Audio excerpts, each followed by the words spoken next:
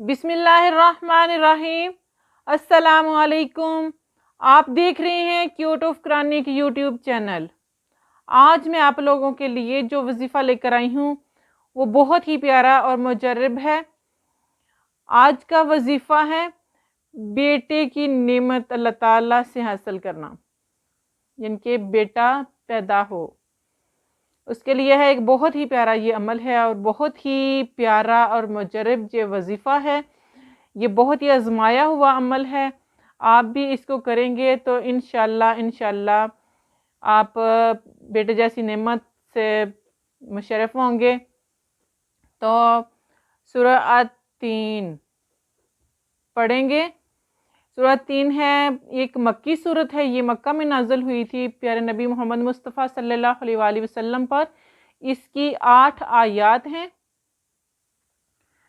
تو آیت نمبر 1 اس میں فرمایا ہے تین اور زیتون سے کیا مراد ہے؟ علماء تفسیر کے اس میں متعدد اقوال ہیں۔ حضرت ابن عباس رضی اللہ تعالی عنہ، حسن مجاہد وغیرہ ہم کو قول ہے کہ تین سے مراد ہے انجیر، اور زیتون سے مراد زیتون ہے، یعنی کہ زیتون کا بہت ہی مشہور معروف درخت ہے جس سے تیل نکالا جاتا ہے۔ انجیر کا پھل اور زیتون کا درخت یعنی کہ اس کا تیل بے شمار فوائد اور خوبیوں کے مالک ہیں۔ زیتون جو ہے وہ بھی بہت یعنی کہ زیتون جو ہے اس سے زیتون کا تیل نکالا تیل بہت ہی مفید ہوتا ہے انسانوں کے لیے، بیماریوں کے لیے بہت زیادہ اس کی فضیلت ہے زیتون کے تیل کی۔ زیتون کا تیل اگر آپ سر میں لگاتے ہیں نا تو شیطان آپ کے پاس نہیں آئے گا۔ اس کا بہت زیادہ یعنی کہ بہت زیادہ فضیلت ہے زیتون کے تیل کی۔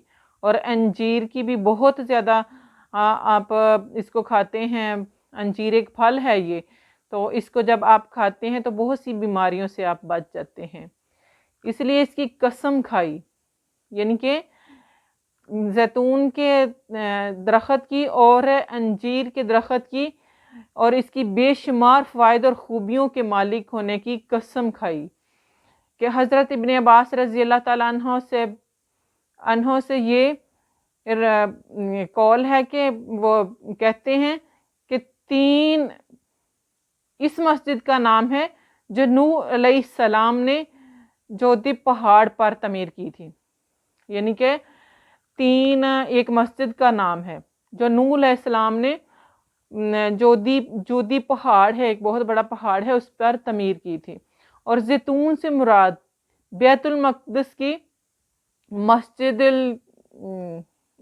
ہے، یعنی کہ یہ رائے ہے کہ تین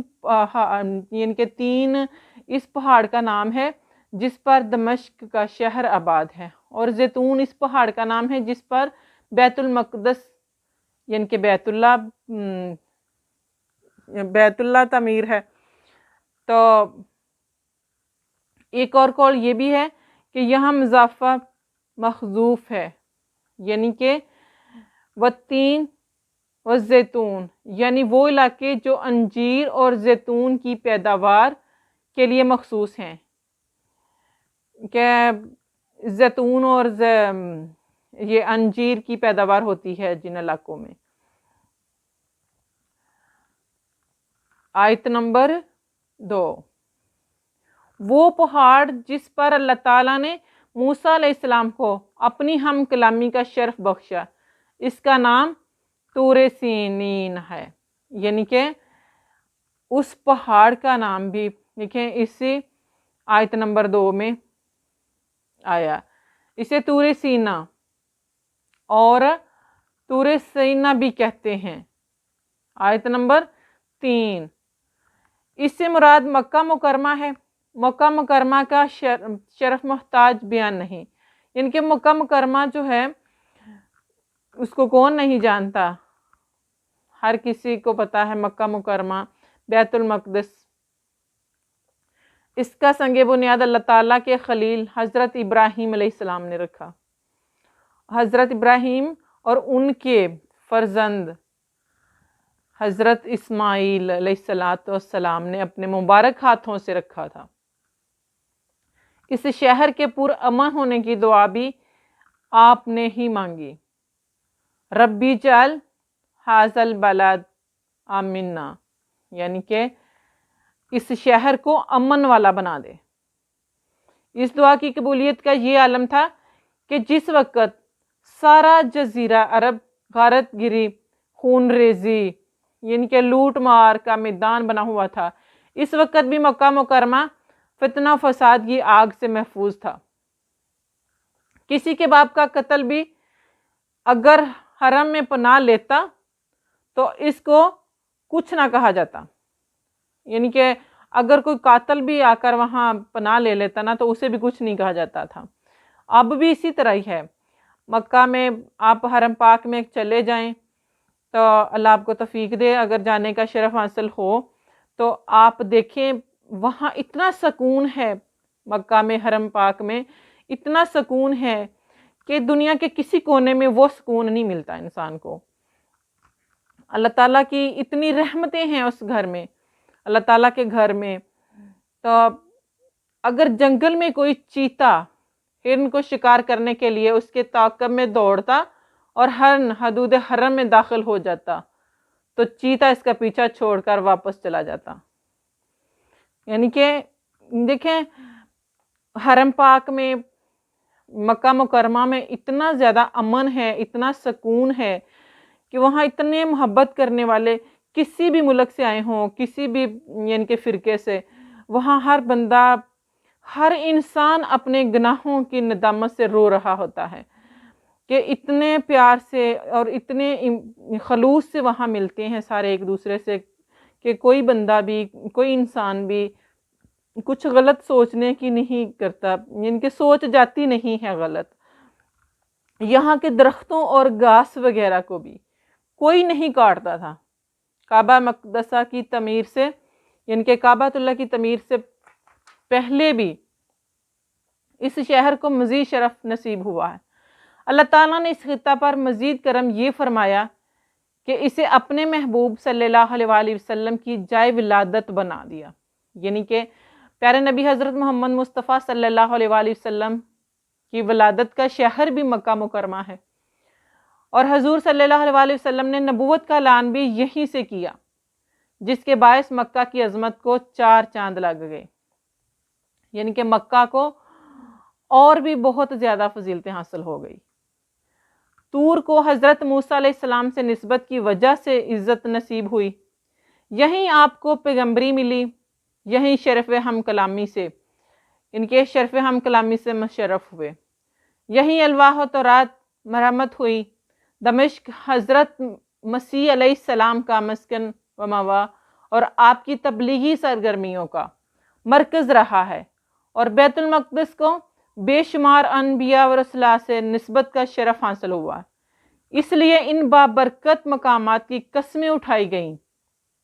یہاں ایسے نفوس قدسیہ کی ولادت باسعادت ہوئی جو انسانیت کے اعلیٰ ترین مقام نبوت اور رسالت کے منصب پر فائز ہوئے، جسے عرفہ کسی اور مقام کا تصور ہی نہیں کیا جا سکتا۔ آیت نمبر 4 میں ہے، یہ جواب قسم ہے، یعنی ہم نے انسان کو شکل و صورت، قد و قامت، عقل و ذہنی قوتوں، قلبی روحانی بہترین صلاحیتوں سے منصب کر کے پیدا فرمایا ہے۔ یعنی کہ اللہ تعالیٰ نے انسان سے زیادہ خوبصورت کوئی چیز پیدا نہیں کی۔ اللہ تعالیٰ نے انسان کو پیدا کیا اور اسے ان عظیم صفات سے متصف فرمایا، ان کے حیا، عالم، بااختیار، باارادہ، متکلم، شنوا، بینا، مدبر اور حکیم۔ اگر انسان کو بے نظر و غائر دیکھا جائے تو یہ حقیقت روز روشن کی طرح واضح ہو جاتی ہے کہ صوری اور معنوی حسن و جمال، حسن و کمال میں کوئی چیز بھی انسان کی ہمسری کا دعویٰ نہیں کر سکتی۔ یعنی کہ اللہ تعالیٰ نے انسان کو اتنا پیارا، اتنا حسین، اتنا اچھا، اتنی یعنی کہ عقل والا بنایا۔ گھرا قیمت حیوان، زور آور جانور، درندے پرندے، ہوائی اور آبی مخلوقات سب کی سب انسان کے سامنے، انسان کے سامنے وہ زیرو ہیں کہ انسان کو اللہ تعالیٰ نے اتنی عقل دے دی اور اس کے حکم سے سرتابی کی جرات نہیں کر سکتے. کہ ہاتھی جیسا ایک اتنا بڑا جانور ہے، انسان کے سامنے وہ کہ اتنا بڑا ہے، لیکن انسان کے اختیار میں ہے وہ کہ اس کو کس طرح وہ چلا سکتا ہے، کس طرح اس سے کام لے سکتا ہے. 6-7 سال کا بچہ اونٹوں کی ایک قطار کو جدھر چاہتا ہے لے کر چلا جاتا ہے. کہ انسان کا ایک چھوٹا سا بچہ ہے، کوئی 10-15 سال کا بچہ ہو تو وہ اتنے بڑے اونٹوں کی قطار کو، اب اتنا بڑا ہے اونٹ، تو اللہ تعالیٰ نے انسان کو اتنا اشرف المخلوق بنا دیا، اتنی اس کو عقل دی، اتنا شعور دے دیا، اور اتنا کہ زبردست قسم کا انسان کو بنا دیا کہ وہ ایک اونٹوں کی قطار ہے اور ادھر جدھر کو دل چاہتا ہے اس کا ایک چھوٹا سا بچہ لے کر چلا جاتا ہے. شوخ و شنگ برق رفتار گھوڑے، کے اتنے جو تیز چلنے والے گھوڑے ہیں، ان کو بھی انسان اپنی کہ سواری سمجھتا ہے اور ان کو اپنی مرضی سے جدھر مرضی لے جا سکتا ہے، تو وہ اس کی مرضی کے مطابق عمل کرتا ہے. نوامین فطرت کو وہ اپنی علمی قوت سے مسخر کر کے ان سے اپنی چاکری کرواتا ہے. کہ عقل، فکر و نظر، قیاس و استنباط، کہ جو انسان بے نظیر قوتیں اسے بخشی گئی ہیں، کائنات کی کوئی چیز اس کی برابری نہیں کر سکتی. کہ انسان کو اللہ تعالیٰ نے اتنا زیادہ کائنات میں اتنا بلند بنا دیا ہے، اس کے لیے علم و عرفان کی رفتوں کا تو یہ حال ہے کہ نوری فرشتے بھی اس کو سجدہ کرتے ہوئے نظر آتے ہیں.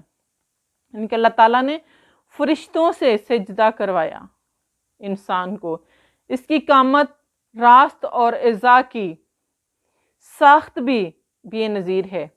ہر جانور اپنی خوراک حاصل کرنے کے لیے اپنا سر زمین پر جھکاتا ہے، لیکن دیکھیں انسان کو اللہ تعالیٰ نے کتنا کہ کتنی عزت بخشی کہ انسان جو ہے وہ ہاتھ سے نوالا توڑتا ہے اور منہ کی طرف لے کر جاتا ہے. کہ جتنے بھی جانور ہیں، پرندے ہیں، کوئی بھی ہے، تو وہ زمین کی طرف اپنا سر نیچے کو لے کر جاتا ہے، کھانا کھاتا ہے. جب کچھ کھانا، کوئی دانا کھاتا ہے، کوئی چارہ کھاتا ہے جانور.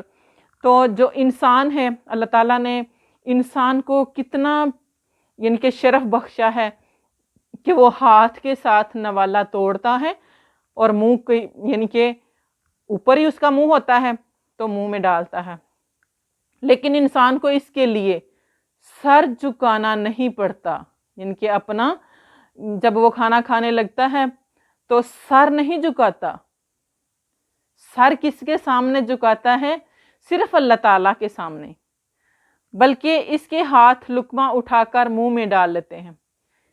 اس کے جس پہلو کو دیدہ حق بین سے دیکھا جائے بے ساختہ، کہ تبارک اللہ احسن الخالقین کا نعرہ بلند ہونے لگتا ہے.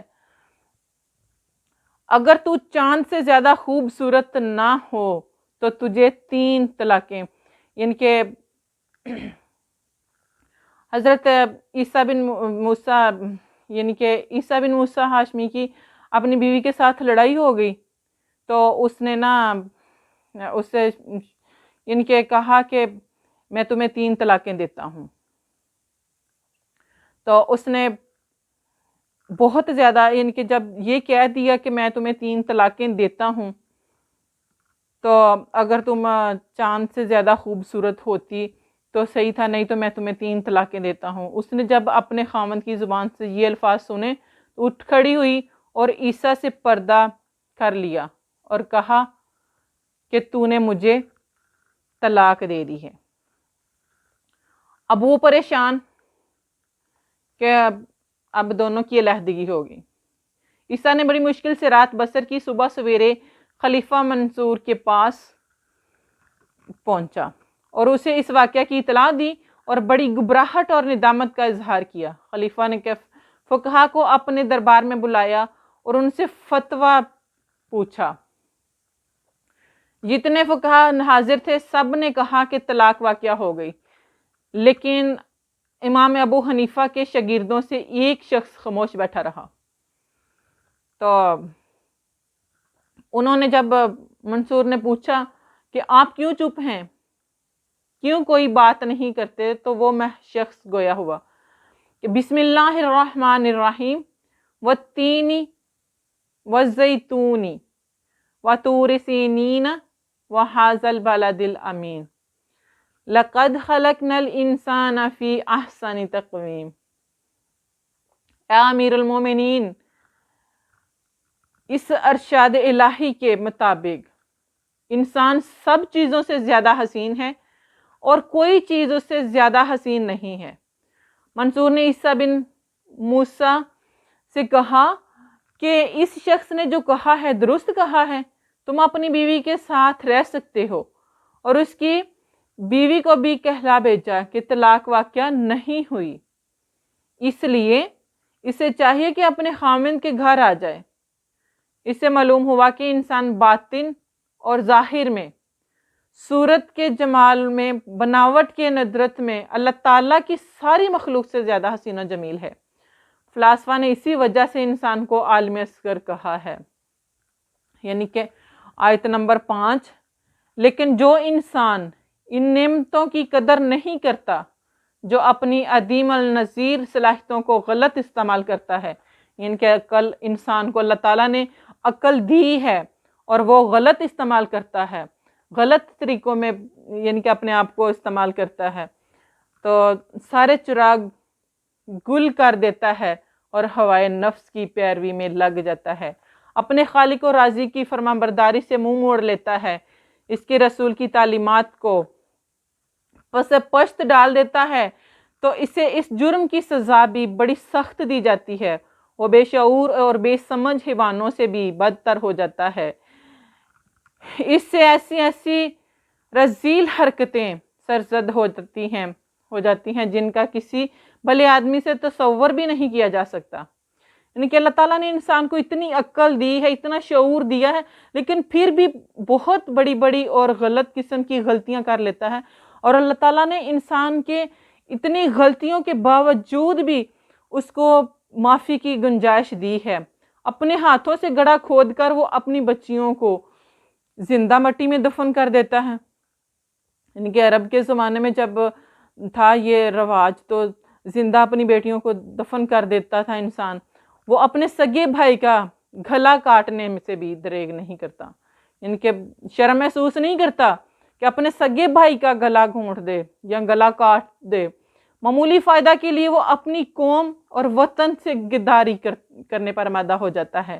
آپ خود سوچئے، وہ اسمگلر جو اپنے قومی غذائی ذخائر کو چند ٹکوں کے لالچ میں دشمن ممالک کو ناجائز ذرائع سے برآمد کرتا ہے، جو انجینئر ملک کے شاہراہوں، پلوں اور ڈیموں کی تعمیر میں بددیانتی کرتا ہے، جو صنعت کار جناس خوردنی ادویہ میں ملاوٹ کرنے کا کاروبار کرتا، جو تاجر جناس خوردنی کی ذخیرہ اندوزی کرتا ہے، کیا وہ کتے اور خنزیر سے پستر نہیں؟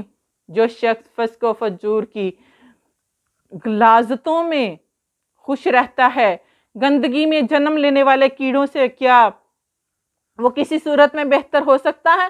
ایسے شخص سے انسانیت کی خلعت فاخرہ واپس لے لی جاتی ہے، اس کے سر سے اشرف المخلوق ہونے کا تاج اتار لیا جاتا ہے، معاشرے کی نگاہوں میں وہ حقیر ذلیل ہو جاتا ہے۔ ایسے انسان کے لیے دوزخ کے طبقات میں سے وہ طبقہ مخصوص کیا جائے گا جو پسترین ہوگا، یعنی کہ جو نچلے درجے کا ہوگا، جہنم کا درجہ، وہاں اسے ڈالا جائے گا۔ اللہ معاف فرمائے۔ دیکھیے قرآن حکیم انسانی حمیت کو کس طرح محمز لگاتا ہے، انسانی شرف کا واسطہ دے کر خود فراموش انسانوں کو خواب غفلت سے کس طرح چونکاتا ہے، انسان کے احساس عظمت کو گرما کر گناہوں کی دلدل سے اسے نکلنے کی جو دعوت دیتا ہے، اس کا اسلوب کتنا اثر آفرین ہے۔ قرآن ہمیں بہت زیادہ گناہوں سے بچنے کی تلقین کرتا ہے کہ انسان بچ جائے، اللہ کی رحمت حاصل کر لے۔ لیکن انسان، اللہ تعالیٰ نے جن کو توفیق دینی ہے، اللہ تعالیٰ نے ان کو بچانا ہے، اور جن کو توفیق نہیں ہونی انہوں نے نہیں بچ سکنا گناہوں سے۔ اللہ تعالیٰ ہر کسی کو، ہر مسلمان کو، ہر مومن کو توفیق عطا فرمائے۔ آیت نمبر 6 میں فرمایا ہے، جو لوگ اپنی انسانیت کی لاج رکھتے ہیں، اس کے دامن شرف پر کوئی داغ نہیں لگنے دیتے، اپنے خالق کے ذکر کی شمع روشن رکھتے ہیں، اس کے احکام کی بجا آوری میں سرگرم رہتے ہیں، اس کی خوشنودی حاصل کرنے کا شوق انہیں رات دن بے چین رکھتا ہے، یہی وہ لوگ ہیں جو احسن تقویم کے کمالات سے موصوف ہیں۔ ان کو ہی اللہ تعالیٰ ایسا اجر دے گا جو کبھی منقطع نہ ہوگا۔ جب تک وہ اس دنیا میں زندہ رہیں گے، ان پر ان کے رب کی رحمت نازل ہوتی رہے گی۔ ان کے جو متقین اور پرہیزگار لوگ ہیں، جو اللہ تعالیٰ کے بتائے ہوئے طریقوں کے اوپر چلتے ہیں، اللہ تعالیٰ کے حکم کی بجا آوری کرتے ہیں، یعنی کہ اللہ تعالیٰ کے حکم کے مطابق ہر کام کرتے ہیں، اللہ تعالیٰ ان پر اپنی رحمتیں نازل فرمائے گا۔ جب یہاں سے رخصت سفر باندھنے لگتے ہیں، یعنی کہ جب موت آ جائے گی ان کو، جو انسان متقین اور پرہیزگار ہوں گے، تو اللہ تعالیٰ کی نوید جن فضا سنائی جائے گی۔ جب قیامت کے دن قبروں میں سے اٹھیں گے تو لا خوف، یعنی کہ لا خوف علیہم ولا ہم یحزنون، کہ ان کے لیے نہ کوئی خوف ہوگا اور وہ نہ غمگین ہوں گے، ان کے شان ان کے چہروں سے ظاہر ہو رہی ہوگی، اور جب فردوس بریں میں قدم رکھیں گے تو کہیں گے سلام قول من رب رحیم، ان کا استقبال کیا جائے گا، یعنی کہ سلام قول من رب رحیم سے ان کا استقبال کیا جائے گا۔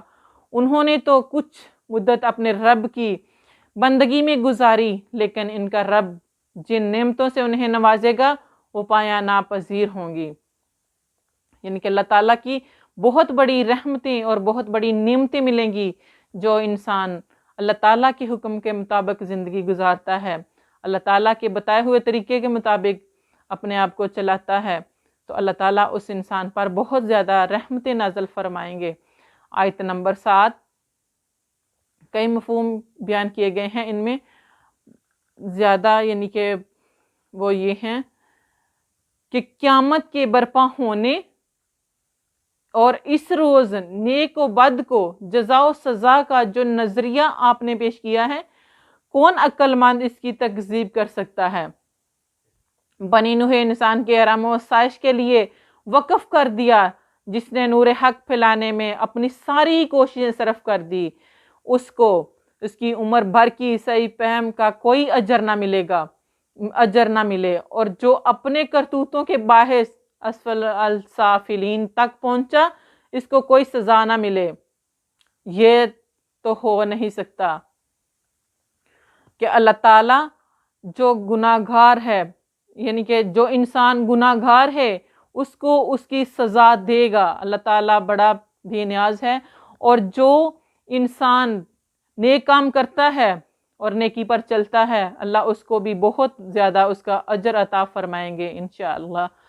آیت نمبر 8 میں ہے، اگر کسی چھوٹے سے خطا کا کوئی حاکم ہو تو تم اس سے عدل و انصاف کی توقع رکھتے ہو، اگر وہ ظلم و ستم پر اتر آئے تو تم اس سے یعنی کہ نفرت کرنے لگتے ہو، اور اگر حالات اجازت دیں تو اس کا تاج و تخت بھی چھین لیتے ہو۔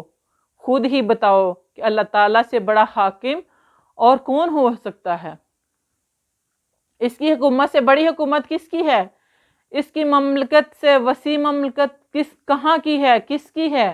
اس کے باوجود کیا تم اس ظلم کو روا رکھنے کی اس سے توقع رکھتے ہو؟ نہیں۔ اللہ تعالیٰ اتنا غفور الرحیم ہے کہ اللہ تعالیٰ اگر آپ متقی پرہیزگار ہو تو آپ کو اللہ تعالیٰ اس کا اجر دے گا، اور اگر گناہ گار ہو گناہ کرتے ہو تو اس کی بھی سزا آپ کو ضرور ملے گی۔ وہ ظالم کو کچھ نہیں کہے گا اور مظلوم کی داد رسی نہیں کرے گا، ہرگز نہیں، ہرگز نہیں۔ حضرت ابو ہریرہ رضی اللہ تعالی عنہ سے روایت ہے، کہتے ہیں کہ رسول اللہ صلی اللہ علیہ وآلہ وسلم نے فرمایا کہ جب تم اس سورت کی تلاوت ختم کرو تو کہو بلا علی ذالک من الشاہدین۔ کبھی حضور صلی اللہ علیہ وآلہ وسلم کی تلاوت کے بعد فرماتے سبحانک فیلا، یعنی اللہ تعالیٰ نے اس صورت کو بہت ہی پیارے انداز سے ارشاد فرمایا ہے کہ اس میں بہت ہی زیادہ فضیلتیں ہیں زیتون کی اور انجیر کے بارے میں، اور اس کا جو ایک بہت ہی پیارا وظیفہ ہے وہ میں آپ کو اب بتاؤں گی کہ آپ نے اس وظیفے کو کس طرح پڑھنا ہے۔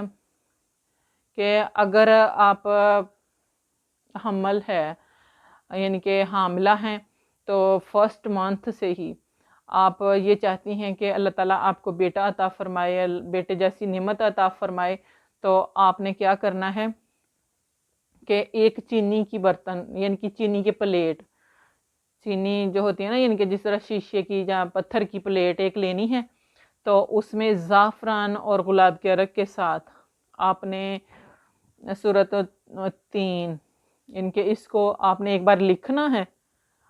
آپ کا شوہر لکھ کر دے گا آپ کو زعفران کے ساتھ، اور اس میں تھوڑا سا گلاب کا عرق آپ ڈالیں گے اس پلیٹ میں اور اس کو پلائیں گے، آپ پئیں گی۔ یعنی کہ آپ نے ہر روز آپ کا شوہر آپ کو چینی کی پلیٹ میں آپ کو لکھ کر دے گا یہ سورۃ التین، اور آپ نے پینی ہے۔ فجر کے بعد پی لیں، عشاء کے بعد کر لیں۔ اس عمل کو آپ نے مسلسل 9 ماہ تک کرنا ہے، اور اس عمل کے کرنے سے اللہ تعالیٰ آپ کو بیٹے جیسی نعمت سے نوازے گا۔ یہ بہت ہی آزمایا ہوا عمل ہے اور بہت سارے یعنی کہ لوگوں نے یہ کیا ہے تو اللہ تعالیٰ نے ان کو بیٹے عطا فرمائے ہیں۔ تو آپ بھی اگر چاہتے ہیں کہ آپ اللہ تعالیٰ سے بیٹے جیسی نعمت حاصل کرنا چاہتی ہیں تو آپ بھی اس کو یقین کے ساتھ کریں۔ پہلے نمبر پہ تو آپ کوئی بھی وظیفہ پڑھتے ہیں، کوئی بھی عمل کرتے ہیں، صدقہ لازمی کیا کریں، کیونکہ صدقہ کرنے سے بلائیں ٹلتی ہیں اور صدقہ سے پریشانیاں بیماریاں ختم ہوتی ہیں۔ تو آپ وظیفے میں بہت زیادہ تاثیر پیدا ہوتی ہے اور وظیفہ بہت زیادہ اثر کرتا ہے۔ تو آپ کوئی بھی عمل کرتے ہیں، کوئی بھی وظیفہ پڑھتے ہیں تو اس کے شروع میں یعنی کہ جس دن آپ نے شروع کرنا ہوتا ہے اس کے لیے آپ صدقہ لازمی کر لیا کریں، اور پھر عمل شروع کیا کریں۔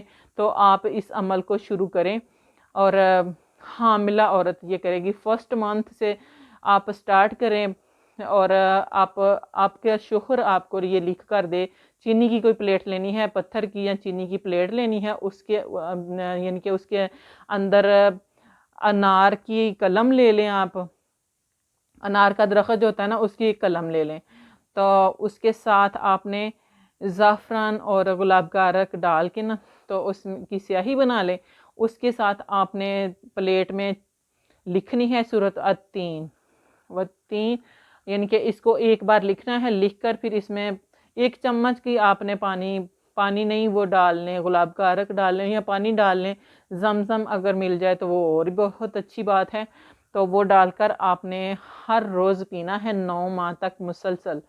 تو شوہر لکھ کر دے دے، اگر شوہر پاس نہیں ہے، کہیں باہر کے ملک ہے یا کہیں ادھر کے دور ہے، جاب کرتا ہے، تو پھر عورت وہ آپ خود لکھ لیں، خود لکھ کر آپ پئیں اس کو، تو اللہ تعالیٰ آپ کو بیٹے کی نعمت سے نوازے گا انشاءاللہ۔ انشاءاللہ اس عمل کی برکت سے، اس عمل کی فضیلت سے اللہ تعالیٰ پہ یقین کامل کے ساتھ آپ اس عمل کو کریں، انشاءاللہ آپ کو ضرور اس کا فائدہ ہوگا۔